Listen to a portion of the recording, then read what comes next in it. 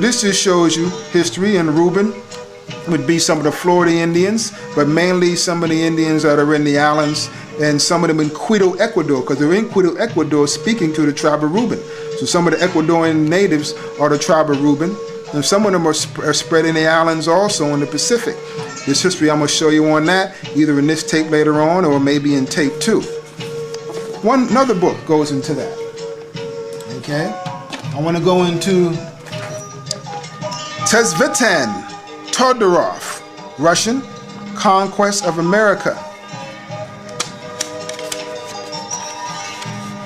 Okay, this is page here. Let me read this part.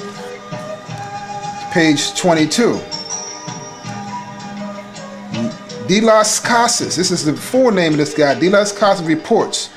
This is a missionary. Whatever the reasons for this opinion, it was reading Toscanelli and the prophecies of Ezra, that by crossing the ocean beyond the island of Hero, after traversing a distance of 750 leagues more or less, he would end by discovering the land.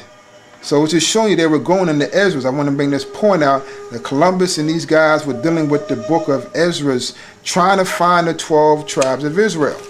Okay? Let's go to page 210. The Aztecs are none other than one of the lost tribes of Israel. The first chapter of this history opens with this assertion: because of their nature, we could almost affirm that they are Jews and Hebrew people. And I believe that I would not be committing a great error if I were to state this fact, considering their way of life, their ceremonies, their rites, superstitions, and their omens and false dealings so related to the characteristics of those of the Jews. Another proof: Aztecs, who are the Mayan, who are the Mexicans, who the tribe of Issachar, are Israelites. Okay. African presence in early or ancient America. This is what this table is about. Not African presence, but the Israelite Jew presence in ancient America. They came before Columbus by Ivan Van Sertima. See, a lot of these black scholars go into the people of America and around the world, but they never mention anything about the black Israelites. That's why I know the white man has done a good job in keeping this knowledge from us, even acknowledging the history of the Jews, black Jews around the world, and about the Indians being Israelites. But these are in Ecuador, as we see right here. These are visitors to the people of South America, and how Africans came here, how black Jews came here, Carthaginians who were black Jews came here, and this place was already known by people for thousands of years. Columbus didn't discover a damn thing. I'm just putting it straight up, okay? But they try to exalt him like he discovered the land and the Indians didn't do nothing. The Indians discovered this land. Who were the Israelites? The Israelites were here. They discovered this land. Then other nations came. As we read in Ezra, the 10 tribes went to a land where never mankind dwelt. They were in captivity in Assyria until around 605, when the Assyrians were attacked by the Babylonians, Persians, Medes in Egypt, and they conquered them. And during the confusion, that's why in Ezra it says, let's leave these multitude of heathen. So during the confusion, they got in the ships and left and came over here. And that was around 605. So 605 up until 1492, the Indians have been here over 2,000 years already. A lot of the history goes back to that time, and all of the mysticism about their history, about the Anasazi coming here and their ancient peoples that they spoke about.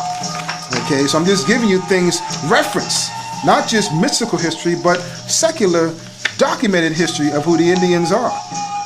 Focus on the shield of David right here, in the ear of this Aztec relief statue right here, coming out from one of the Aztecs. Now, what is this? You got the shield, all right? That's good. Now we're gonna go down to here. Plate 14. Boat on head of Semitic figure from a stele in Campeche, which is in Mexico. Phoenician ships in late dynasty. Egyptian period. I'm going to show you Phoenicians came over here back and forth. We're trading with them, living here. But you see, this is a Jew, a Jewish king. He got the he's dressed in an ancient garb with the armbands, the fringes. Numbers 15:47. Okay, and you read about that. This is a land of Mexico.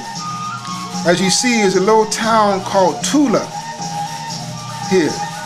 You see that? This is called Mexico.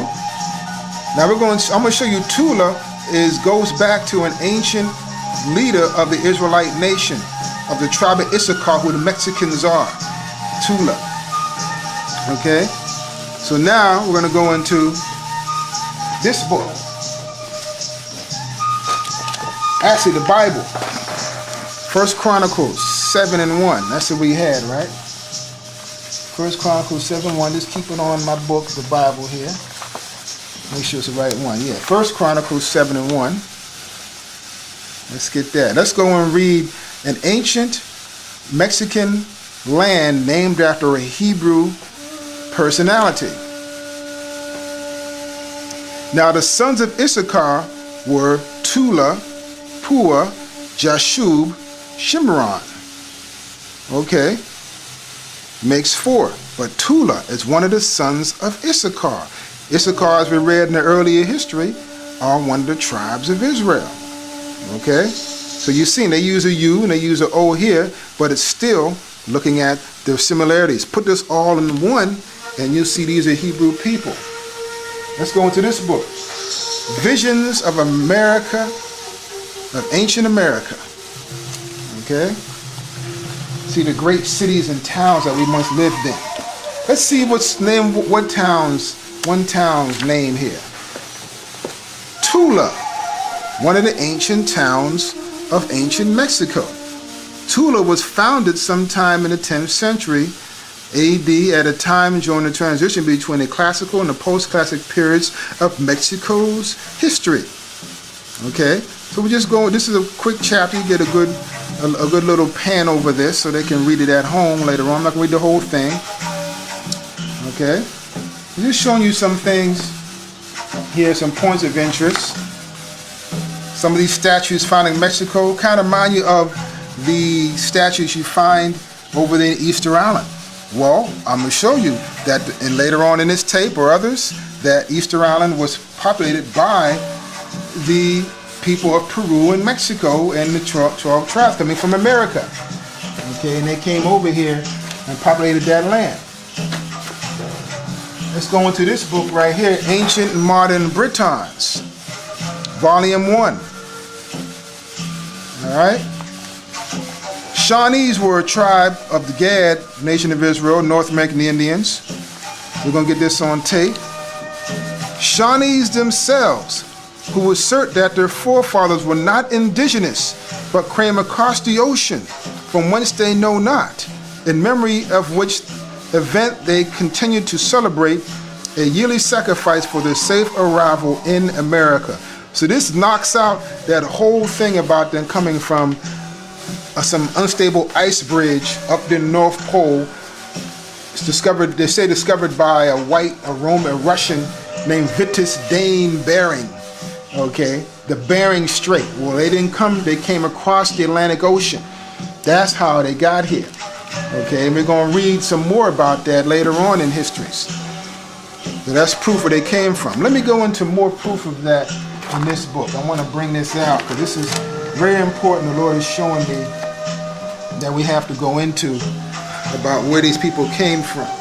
Okay? Let me go into that over here. First, this is a conglomerate of many records that I have. This is what I was looking for. I forgot what I had. Now, this is a copy of this book right here that I showed you earlier on. Okay? Feats and Wisdom of the Ancients. So you see this copy. These are copies of books I have, so when I travel, I can have this information readily available at my fingertips. So I'm going to read this right here. You got this? We are sons of Canaan from Sidon. Begin your manuscript. It is written in Phoenician language, used some 500 years before the birth of Christ. In only 8 lines, it tells of a story of a voyage around Africa, of storm, human sacrifice, and salvation on the shores of what is now Brazil. So they found an ancient, writing of the Hebrews coming around Africa, like Ezra's we just read. They left Persian Gulf around Africa, across the Atlantic, as the Pawnees, the Shawnee said, and they came across the water to America. So we're linking it all up, not the white man's hearsay, but what the record that white folks said before the white man got the lie right. You know what I'm saying? He got the lie right. Now he's telling us Vitus Dane Bering and made that up. You ain't read about Vitus Dane Bering. What was that, 1817? These records go back to 1500s. But now Vitus Dane Bering, the Bering Strait. How you going to bring women and children from, they say that the Indians come from China, bring it from China, right, all across some unstable ice bridge up north, and they're not ready for all that cold coming from a warm climate of Asia and China, and it's all cold up there, coming across the ice bridge, the ice is moving, then all of a sudden they come down through the North Pole, and I hear all the Indians here. That record was not in history. This is what the Bible says where the Indians come from. This is another record I have. This book is called Conquest of Mankind. A brother gave me this excerpt from his book. Wish I had the book with me, but this is the excerpt from the book. And it says the same thing. We are sons of the land of Canaan in Syria. You see, and it breaks down, this is actual writing of the record that they found, see, in Brazil, in Rio de Janeiro. Phoenician inscription discovered near Rio de Janeiro, which is near Brazil. And this is what it read. This is the ancient Hebrew that we have here. I'm going to show you this here. Keep them on that. I'm going to show them some ancient Hebrew. Right here. I hope I can find it. Okay. This paper I put together, the ancient Hebrew, right here. This is ancient Hebrew. You'll find these scriptures all around records of the Hebrews. The language that the Indians spoke is derived from Hebrew. The white man is not speaking the pure Hebrew. It's a little bit of Hebrew, a little bit of Russian, a little bit of German. They even tell you that when you study Yiddish. It's not pure Hebrew. But the Indians, if you want to check pure Hebrew, check the Quechua language of the Mexicans and the Natal language of the Mayans and the Indians dialects and the Iroquois and the 5 nations. That's the true Hebrew. It's been broken up through dialects, because you look at when we came here as slaves, the whites and us later on spoke English. We're taught English. But now, 20 years later, we're still speaking English, but it's different dialects throughout the lands that we've migrated to in America. You got the New York accent, you got the California accent, the down south accent. So the same with the Indian language. When they came here in the 10 tribes in around 605 BC, what happened? The Hebrew went off into different dialects, but all is come from the Hebrew. So the white men try to say the Indians all spoke different languages. No, it was only one tongue, but different dialects of the Hebrew. The same way English is spoken over all of America, but you go different lands, you know, you have the old Texan dialect, but it's still English. You know, the New York dialect. You see, you have the California dialect. So that's just common sense. I'm going to show you this Hebrew. This is the Hebrew invented by Ezra right here. Ezra invented this Hebrew over on this side in the 5th century. This is what the white man uses. But this is what the Indians use. You'll find Hebrew writings amongst them. The white men destroyed a lot of this stuff. Okay, so I'm going to go to more historical documents proving the history of the Hebrews. Okay, the black Israelites being Hebrews. Okay, let me go into this book right here. Got a lot of stuff. I'm trying to get it all to you as clearly as I can. Name of this book is Mysteries of the Ancient Americas. Okay, who wrote this book? Reader's Digest. Okay, right here, get that in the light. Okay, let's go here. Page 34. painter of the Mandan. This is George Catlin. He's a very good artist, but he paints the Indians at the time. He did many paintings. Get the picture of him over here. Many good paintings. Nice little close-up of these that George Catlin did of the Indians. He reported the Mandan, revered. Okay, this is paintings. But this white man, what did he say about the people that he painted? Catlin wrote that the horned headdress of chief forebears resembled Old Testament Hebrew regalia. Here's George Catlin. You got him? And here's the Hebrew Israelite Jew forebears. Why would he say Hebrew regalia, meaning royal clothes, the fringes, right? The headdress. That's how the Hebrews looked. We had all kinds of dresses. When you read Songs of Solomon 1:10 and Exodus 36 and 38, you'll read the Hebrews did not dress in black clothes and black hats all the time. That was something that was white men adopted as a derogatory dress that the black Jews were made to wear in ancient Germany when we ruled there. And the Christian Israelites wanted to downgrade the Jewish Israelites, who they figured killed Christ. So the Christian Israelites made the black Jewish Israelites wear black clothes. Now the white man has taken this derogatory style of dress that black Jews wore in Germany, and as a badge of Jewishness, which is just ridiculous because it's not in the Bible. What else does George Catlin say about the Israelites that he was painting? He reported that they believed themselves to be the first people created on earth, and was certain that they had imperfect knowledge of the great biblical flood, the fall of Adam and Eve, and appearance and death of a Savior. Deep. Let's get some more out of this book. Okay? No such precise location has been marked out as a landing place for the 10 tribes of Israel, but as an author of the volume about early travelers and seafarers has pointed out with some exasperation, their presumed migrations crisscrossed the globe, virtually all the peoples of the earth. They have been identified at one point or another with the vanishing descendants of the tribes that rebelled against the rule of Solomon's son Rehoboam. See, that history goes back in 2 Kings. They go into it. According to Bible history, only those 2 tribes that remained loyal to the king, the tribes of Judah and Benjamin, survived the various invasions, conquests, massacres that plagued the ancient Middle East. The other 10 tribes were carried off by the Assyrians in the second half of the 8th century BC. The Old Testament mentions the fate of these unfortunate tribes for the last time in 2 Kings 17:23. So was Israel carried away out of their own land to Assyria unto this day. This loss was not easily accepted. At times of intensified persecution, surviving Jews were likely to take up rumors of a great growing Jewish empire somewhere in the east. So this goes into 2 Kings and Ezra's Jewish ancestors. In 1650, one answer was published, The Hope of Israel, by Manasseh ben Israel, rabbi in Amsterdam. He told of a Spanish Jewish traveler,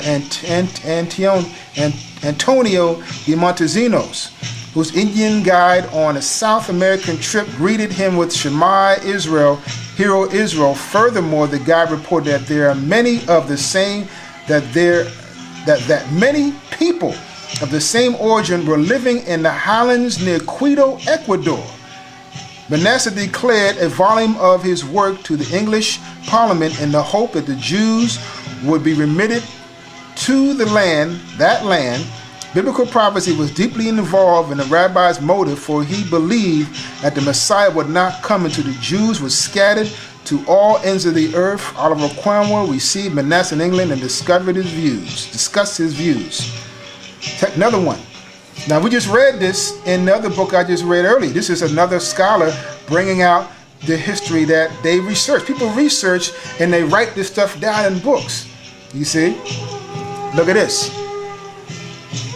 Nearly half of Adair's book was reprinted by the passionately convinced Kingsborough. So this tells you he read Adair's book, which I just showed you earlier on. Okay? Numerous parallels were put forth in a book written in the 18th century by James Adair, a trader in Indian territories for at least 40 years. He chanced he heard among the Choctaw and the Chickasaw and other neighbors, he found the name Jehovah or Yahweh. According to Adair, the Indians' praise for dead or lost, right here, also meant gone to Canaan.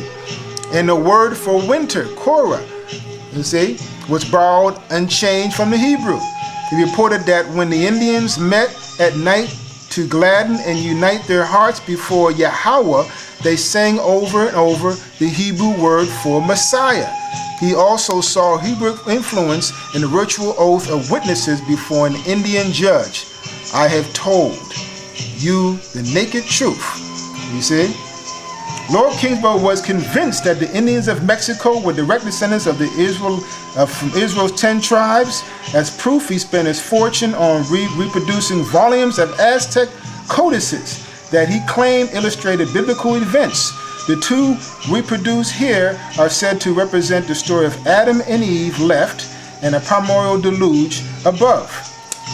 You can take a look at these. These are actual records that he produced. This Adam and Eve. You see? And they probably whitewashed this. He probably made him black, but because he's a white man, he thinks things are white. But as you see, brown-skinned Aztecs, they had a record of Adam and Eve. And I'm pretty sure the Mexicans made this stuff brown-skinned people. Like over here. Here's the flood. Okay? Stylized by the Mexicans from Mexico. Alright? Got a good picture of that. These are records, man. We're not dealing with what the white man's saying. We're dealing with what's proven and what white folks said before the American white man today made the lie. It would be comforting. It might even be inspiring if someone could prove that among the white Indians of Americas, their course, the blood of the tribes of Reuben, Gad, Ephraim, Zebulun, Simeon, Dan, Asher, Manasseh, Naphtali, and Issachar. See the lie they put in there? The white Indians? Okay, so we know the Indians are brown-skinned people. We know that. But the white man just tries to make everybody white. So we just have to see the lie from the truth. Okay? It's perhaps more coincidence that both Mexican, Peruvian legends, right, hinted that their national deities might return someday, much as Christ had promised to do. Could there have been an early Christian missionary who spread the teachings of